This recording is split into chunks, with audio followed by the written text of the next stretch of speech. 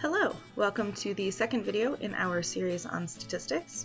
In the previous video, we talked about some of the introductory terminology needed to delve into this topic further. In this video, we're going to talk about, now that I've collected some data, how can I categorize it to make it easier to analyze. In a future video, we will be using these classifications to perform different kinds of analyses or present the information differently. So there are two broad categories of how we can classify our data. We can get data that's numerical in nature, so things like somebody's height or somebody's weight. And we could have things that are descriptive in nature, like somebody's eye color or somebody's hair color. So if the values we're collecting are numerical, we're going to call them quantitative variables. And if the things that we're collecting are descriptive, we're going to call them qualitative variables. Now, the way that I remember which type does which thing is by the prefix, the beginning first part of them. In quantitative variables, it starts with quant, like quantity. Quantity means an amount of something. So quantitative is typically an amount. It's numerical in nature. Qualitative starts with qual, like quality. So qualitative is a quality. It's a characteristic. It's a word. So if you get data that's a quantity, it's a number, it's quantitative. And if you get something that's a characteristic, a quality, it's qualitative. Okay, now each of these two types of data can further be broken down into two smaller subgroups. So let's look at the two subgroups of quantitative data first. The first kind is listable numbers, and the second kind are values that fall in intervals. Listable numbers would be things like shoe size, where you might wear a 5 or 5.5 or 6 or 6.5, so you can kind of list out the different shoe sizes there are. Values that fall into intervals are things like height or weight, and the value kind of depends on the accuracy of your measuring device, but I could weigh 160 pounds, or I could weigh 160.2 pounds, or I could weigh anything between 160 and 161. I could weigh any decimal value in between there. So values that are listable are going to be called discrete variables, and values that fall within intervals are going to be called continuous variables. And as a side note, kind of mathematics in general also breaks itself down into these two types of groups. So for example, calculus is the study of continuous functions, so continuous equations. Discrete algebraic structures is typically taken by math majors, but also computer scientists, because computers are built out of switches that can be turned on or off. So you're in one of two states, so you can kind of list out the states that the computer can be in. So discrete are listable things, kind of separate, discrete items. Continuous is it just kind of flows like water, like there's no break in the values that you could have. Qualitative data can also be further broken down into two subgroups. We could work with values that have some kind of natural order to them, and we could work with values that don't have a natural order of any kind to them. So for example, if I look at my shirt size, right, my shirt size might be a small or a medium or a large. Now in that case, the shirt size is not numerical, so it's qualitative, not quantitative. Because it's a small, medium, large, I know that the large is bigger than the small, so there's kind of an order to those values, even though they're not numerical. I could also have words that are not ordered, though, like eye color or hair color. In that case, if we were to list out all of the different eye colors, blue, gray, green, brown, the way that I list them might be different from the way you list them. And there's no like natural inherent ordering to it, the way that small, medium, large just kind of has an order. So if the values have an order, we're going to call them ordinal. And that kind of makes sense, right? Order, ordinal, order, ordinal. If there isn't a natural ordering, we're going to call them nominal. And this probably comes from the French nom, meaning name. So nominal is just a name, no order. Ordinal, there's an order to it. Now I'll also point out that each of these subgroups belong to the bigger group. What I mean by that is if I have a variable that's continuous, it has to be quantitative as well. I can't have a continuous qualitative variable. It doesn't work. If I'm continuous or discrete, I have to be quantitative. And if I'm ordinal or nominal, I have to be qualitative. So you can't have an ordinal quantitative variable. It doesn't work. So let's look at a few examples of classifying values, first as either quantitative or qualitative, and then as either discrete or continuous, or ordinal or nominal. Okay, for this first example, we're looking at the number of siblings that you might have. So this would be how many brothers and sisters. Now notice, we're not looking at what are your siblings' names, we're asking the number. We're looking for the amount of siblings that you have. Since we're looking for an amount, that's a quantity, so we're looking for a quantitative variable. That means, if we break this down further, it must either be discrete or continuous.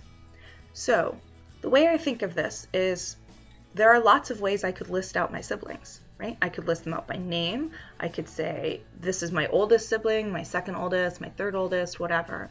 So in this case, if I'm just counting them, I can also just say, okay, 1, 2, 3, 4, whatever. So I can list out how many I have. Because I can list out how many siblings I have, this is a discrete variable. All right, let's do a second example. Suppose I'm collecting the day of the week. Now, when we say day of the week, I don't mean date. So I'm not looking for something like September 4th. I'm looking for, is it Wednesday or Monday or Thursday? Like, what day is it?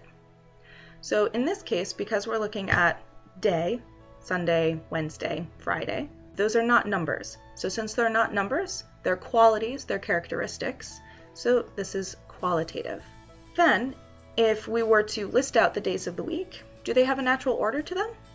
Like, does Thursday always come before Friday? Or does Friday sometimes happen before Thursday? No, there's an order, right? It's Sunday, Monday, Tuesday, Wednesday, Thursday, Friday, Saturday. That's the order of the days in the week. That's how they happen. So because there's an order to them, these are ordinal. We'll do one more together here. The time it takes to walk across a room in seconds. Now, I wanted to specify how much time it takes here. We're just counting up a number of seconds. So because it's an amount of time that it takes me to walk across a room, it's a quantity, so quantitative. Then we're going to break that down even further. Now, in this case, it could take me 20 seconds to walk across a room, or 21 seconds, but could it take me any amount of time in between those two? So could it take me 20 and a half? Could it take me 20.1 seconds? Yeah, it could take me 20.057 seconds. So it could take me any amount of time within an interval. I can't list out just a discrete amount of time it'll take me. It's more fluid. It could take any amount of time. So this is a continuous variable. All right, so let's look at 3 more examples. So the first one is the year in which a movie came out. So like a movie could have come out in 2002, could have come out in 1957, what year a movie came out in. Now what I'm going to encourage you to do for these next 3 examples is pause the video and write down your answers. So first, is it quantitative or qualitative? And then is it discrete or continuous? Or is it ordinal and nominal? So kind of play along at home, right? And then you can unpause the video and we'll see the answers. So pause the video and try and identify the year that a movie came out in. Is it quantitative or qualitative? And then is it continuous or discrete or ordinal or nominal? Okay, so let's check your answers. Hopefully you've done that on your own. So first, since it's a year, when we label our years, we label them in terms of numbers. Since they're numbers, this is a quantitative variable. Now, the number of a year is kind of like the year's name. However, because that name is numerical, it's quantitative before it's qualitative. This is similar to like your student ID number. Your ID number is a number, so we're going to call it quantitative, not qualitative. If it's numerical, it's quantitative first.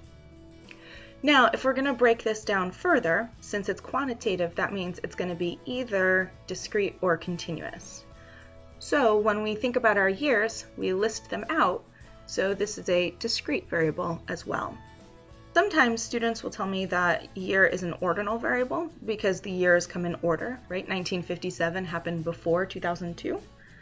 But you've got to be careful. Remember that if I'm quantitative, I must be either discrete or continuous. And in order to be ordinal, I must be qualitative, not quantitative. So because we first labeled this as quantitative, I can't then label it as ordinal. So just be careful about that. All right, let's do another one. The size of a value meal. Now, in this case, I want to specify what I mean by size of value meal. So this would be like you're going to a fast food restaurant and they're like, okay, you want a small, a regular, or a large, that kind of thing. So pause the video and figure out your classifications, and then you can unpause to check. Okay, so size of the value meal. This is similar to that t-shirt example from before, because you could have a small, a medium, a large. So they're not numerical, they're descriptive. So because it's descriptive characteristics, a quality, it's qualitative. However, there is an order to them, right? A large value meal is going to be bigger than a medium value meal. So since there's an order, these are ordinal. Okay, and we're going to do one more, and then we should be good. All right, so this next one is the counties in New York. Now, this doesn't mean how many counties does New York have. It means what are the counties in New York. So things like Cayuga, Oneida, Herkimer, things like that. So one last time, you can pause the video. All right, and hopefully you've categorized your variable here. So since we're talking about counties in New York, the counties in New York are given by names, Oneida, Herkimer, so they are qualitative. They're not amounts, they're not quantitative.